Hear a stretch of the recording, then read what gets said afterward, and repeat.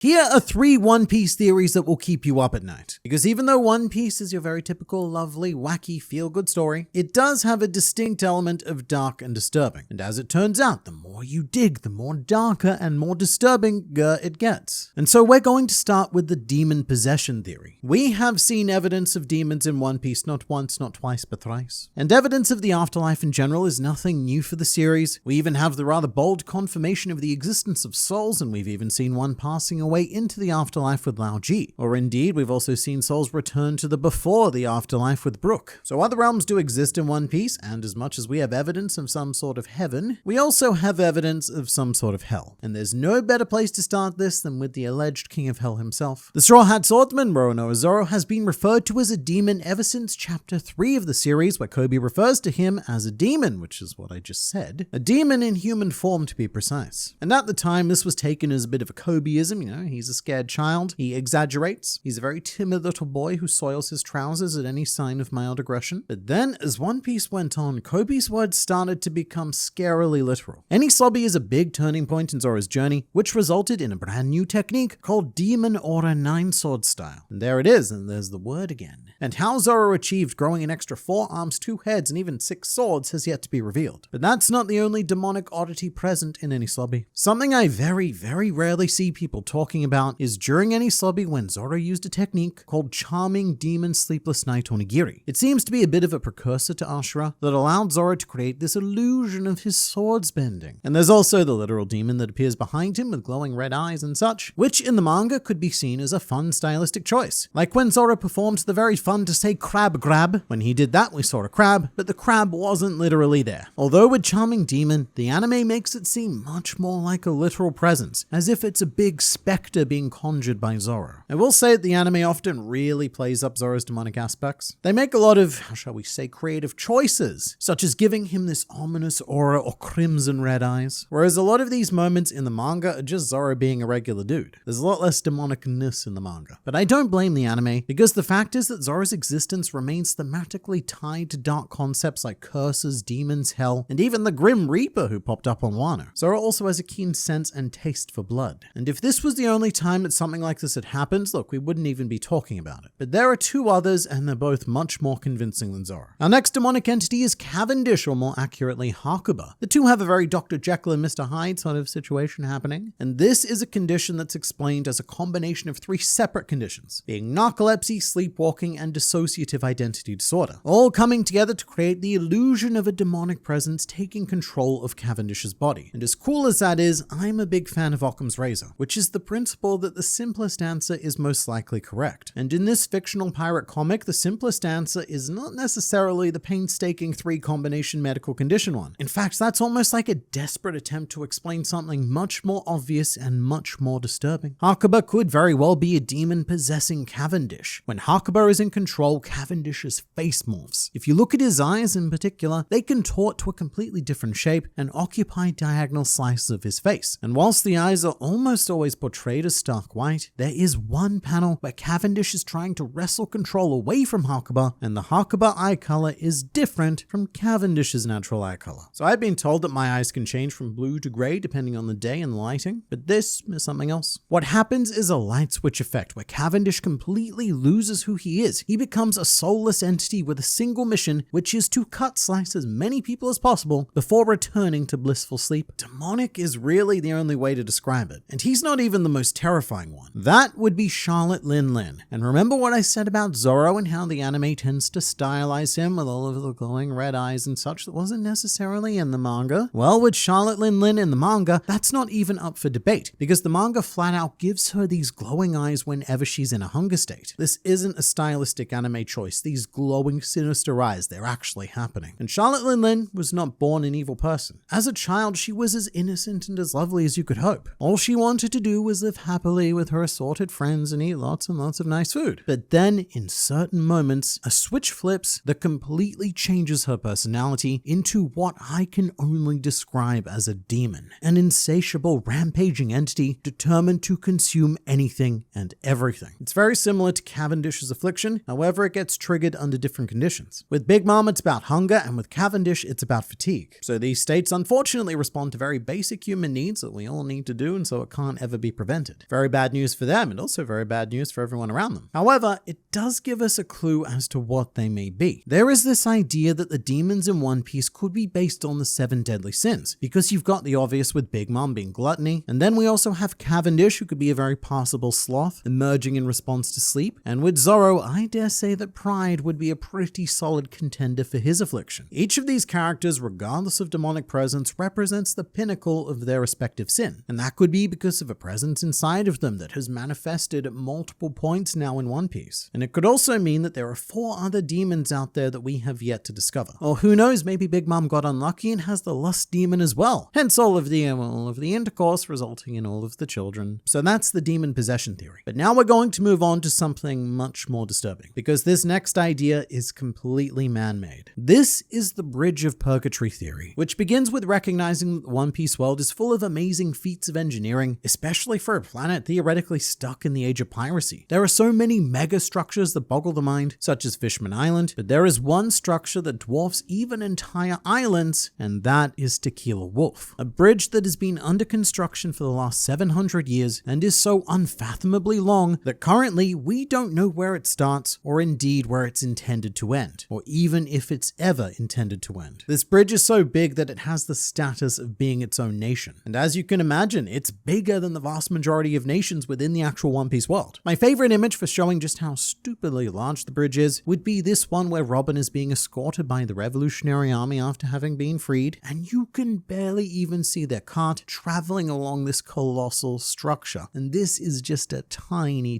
piece of it. But also, this bridge is so large that it contains ancient ruins from various time periods when the bridge itself was being built, and whilst Robin was there, she passed through a construction site from over 300 years ago. So the obvious question is, what is the purpose of this bridge? And immediately, I suppose it evokes the vanity project of some world noble who wanted to make his mark on history, sort of like the pyramids or something. But one idea is that the bridge has a much more logical purpose, designed to span and connect the entire world in order to make travel and trade a lot easier. One bridge that could take you to all of the blues and even the Grand Line and the New World. And some very ambitious thinkers have also proposed that this could be the beginning of another red line, the skeleton of a new red line, the foundation of a much larger project designed to separate the world. And I don't buy so much into that one, but in regards to connecting the world, whilst it would be revolutionary for concepts like trade and freedom, that's not really what the world government is in the business of doing. And I think the explanation is much simpler and much more horrifying. Something that's always stuck with me is how Bunny Joe described the bridge. The celestial dragons ordered it built. Its purpose isn't important. Countless slaves have perished in its construction. Nothing will change that. Now, I understand that this was Bunny Joe speaking from his perspective. He doesn't care why Tequila Wolf was being built. He just cares about all of the suffering that went into it. And